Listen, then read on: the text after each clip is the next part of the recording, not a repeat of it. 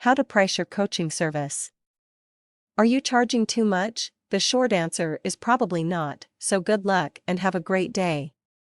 Really though, what fun is a short answer though without an explanation? Pricing is a tricky subject because in many cases your feelings about pricing are also tied to your feelings of your own value in the marketplace, and face it, we've all got self-esteem issues. You may not realize it, but your pricing is a huge piece of your brand.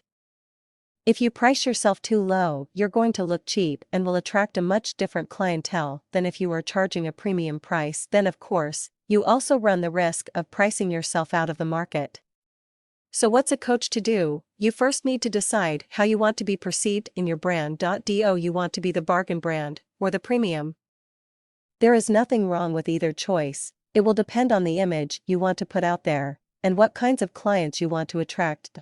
If you're charging a lower price, it will mean that you need to find more clients in order to reach your financial goals. So when you're figuring out how many clients you can feasibly serve a month, make sure that with your pricing you're going to be able to pay your bills.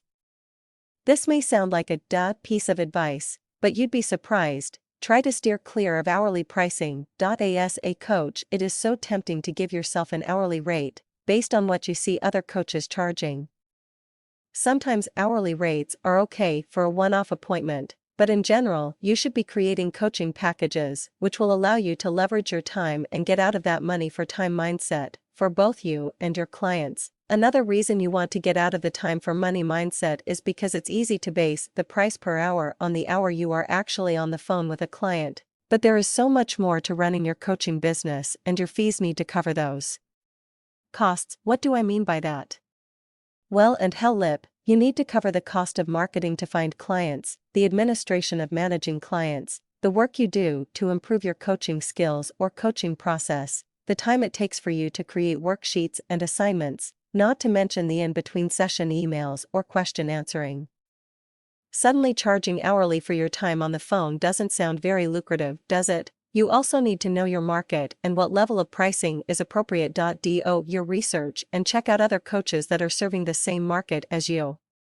Make sure that you don't compare your prices to the coaching world as a whole, because depending on the service you're offering and your target market, the pricing can vary greatly. It always boggles me how much executive coaches can charge for nearly the same services as those that serve other types of clients.